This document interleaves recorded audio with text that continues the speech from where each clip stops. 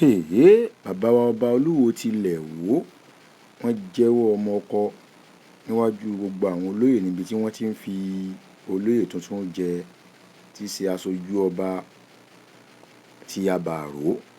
Bàbá Olúwo wọ́n fi èpè ńlá lélẹ̀ láti lè jẹ́ kó jẹ́ ẹ̀kọ́ fún gbogbo àwọn olóyè. Ẹ gbọ́ èpè ńlá tí wọ́n ṣẹ́ níwájú àwọn olóyè. Ǹjẹ́ lẹ́yìn lè ṣerú ẹ̀? Kò sáàdúrà téèyàn gbà fún kíkà ò má ka ìkà. Ọba ṣe Instagram fún láì kọ gbẹ́bọ bọ́ ọba ti ṣèkà ìkà ọkà ọ̀. Bówó ẹ bá sọnù ìwọ náà wẹ̀yìn wò so ti jíwó.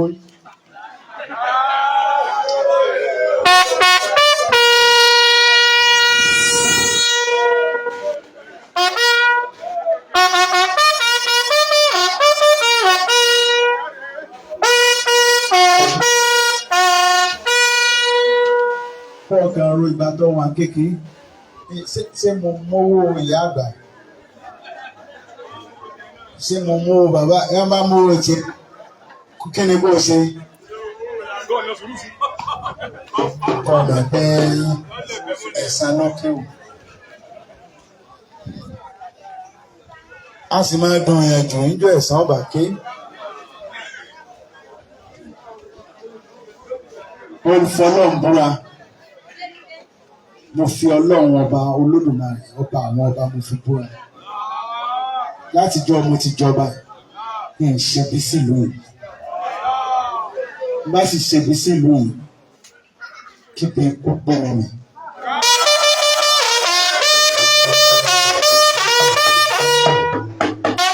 Bá ṣe kà sílùú yìí kíkà ọ̀kà. Tí n bá jí ní ọjọ́ kan tí mò ń wò pé bóun ní ṣe bàálù jẹ́ káyé mi ó bàjẹ́. Mo tó bá jẹ́ pé àti gàálù ni mo mọ wá wọ́n máa gà sí.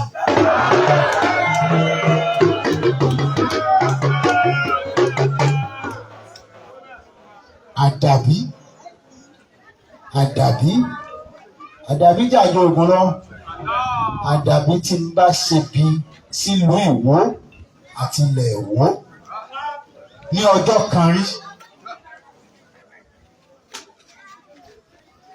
Ọjọ́ ẹyọ kan níṣẹ́ tí n bá ti ṣe bí sílẹ̀ Ìwó wọn ẹ̀yìn tẹ̀ níṣẹ́jú kan kìí ṣe ọjọ́ odidi ọjọ́ gan ti pọ̀ jù. Níṣẹ́jú kan ìṣẹ́jú àáyá. N bá ṣe bí sí wò ó níṣẹ́jú ayé àbí ní ìṣẹ́jú kan kó lọ ń fi ìyà 30 ọdún jẹ mí. Màtí n bá ti ṣe bẹ́ẹ̀ ẹ máa ga. Ìwọ náà tó o bá ṣe bẹ́ẹ̀ fún ìlú rẹ gba àdúrà bẹ́ẹ̀. Màtọ́ o bá ṣe bẹ́ẹ̀ tó o bá ti ṣe bí sílùú ìwí. Dámálé yẹn ṣe bí sílùú ìyẹn ní kó o ṣèkà fún ọmọlàkejì rẹ. Kìí ṣe ilẹ̀ táwọn wò yìí ẹni kejì rẹ. Ẹni tó wà lẹ́gbẹ̀ẹ́ rẹ. Ọmọ Àwó Dámálé yẹn ṣe bí sílẹ̀ yìí ìyẹn ní pé ọmọ Ìwó ni Ìwó ń jẹ́ tó o bá ti ṣe bí sọ́mọ Àwó o ti ṣe bí sílẹ̀ yìí.